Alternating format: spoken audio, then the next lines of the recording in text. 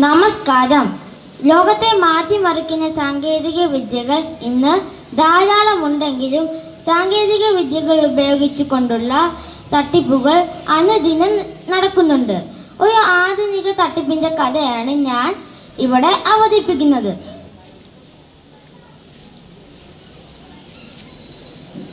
Phone അടിക്കുന്നല്ലോ, video call ആണല്ലോ. ആ മോനെ, എന്തൊക്കെയുണ്ട്, സുഖമാണോ?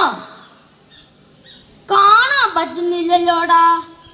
എനിക്കിതൊന്നും അത്ര വശമില്ല. ഞങ്ങളുടെ കാലത്ത് ഇതുവല്ലോ ഉണ്ടായിരുന്നോ? ഫോൺ പോലും ഇല്ല ഇന്ന്. ഇപ്പൊ കണ്ടോണ്ട് സംസാരിക്കാം. സംഗതിയൊക്കെ കൊള്ളാം. പക്ഷേ ഞങ്ങളെ പോലെയുള്ളവർക്ക് ഇതൊക്കെ വഴങ്ങി കിട്ടാനാണ് പാട്. എന്തുവാ?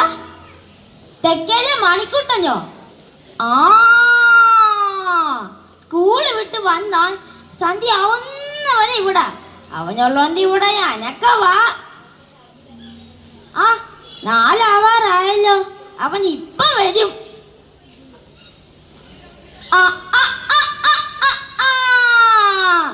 ഇതാര്? അപ്പൂപ്പന്റെ കുഞ്ഞിമാനോ? അപ്പൂപ്പന്റെ ഉമ്മ തന്നെ. ആ ഉമ്മ, അപ്പൂപ്പനെ കുളിക്കാനായിട്ട് എണ്ണ വെച്ചിരിക്കുക. രാത്രി വിളിക്കാട്ടോ. ഇതിന് എങ്ങനെ ഓഫാക്കുന്നേ? ഡി നിർമ്മലേ, ഇങ്ങോട്ട് വന്നേടി. ഇതൊന്ന് ഓഫാക്കിക്കേ.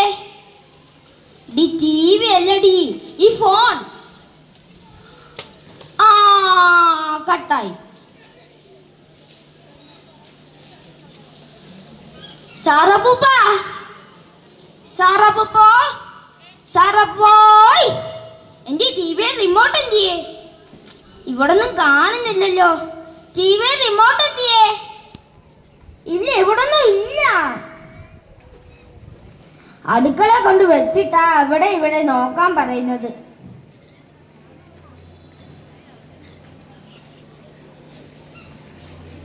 കിട്ടിയോടാ റിമോട്ട്? അടുക്കള കൊണ്ട് വെച്ചിരിക്കുന്നു. അമേരിക്കയിൽ നിന്ന് മോന്റെ കോൾ വന്നപ്പോ ഞാൻ ഓർത്തില്ലടാ. അമേരിക്കയിൽ എന്തുണ്ട് വിശേഷം? ഒന്നുമില്ലടാ. പിന്നെ മറ്റേ കാണുന്ന ഫോണില്ലേ, അത് കണ്ടോണ്ട് സംസാരിക്കാം. പിന്നെ കുഞ്ഞിമോനെ കാണുന്ന ഒരു സന്തോഷം.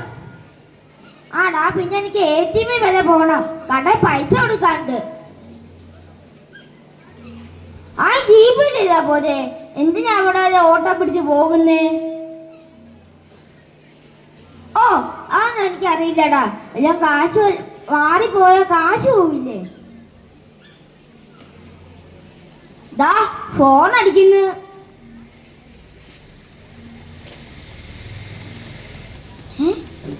ഹലോ, പോലീസോ? ആ, അതെ, ജയരാമൻ റിട്ടയർഡായി.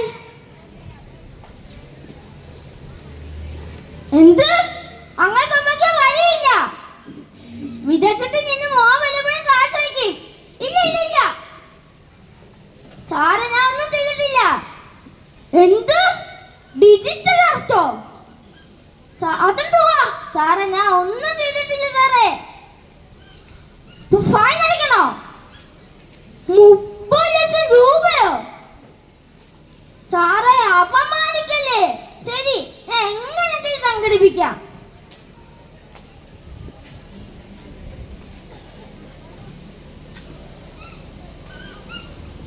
എന്ത് പറ്റി സാറപ്പൂപ്പ? എന്ത് പറ്റി? ആകെ ടെൻഷൻ അടിച്ചേക്കാണല്ലോ. ഒന്നുമില്ലടാ, നീ ഇന്ന് TV കാണ്. ഡിജിറ്റൽ അറസ്റ്റോ? അതെന്തുവാ?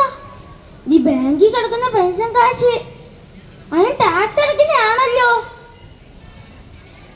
പൈസ കൊടുത്തില്ലെങ്കിൽ അവ പദ്ധതി വന്ന് ഇട്ട ആകെ നാണക്കേടാവും.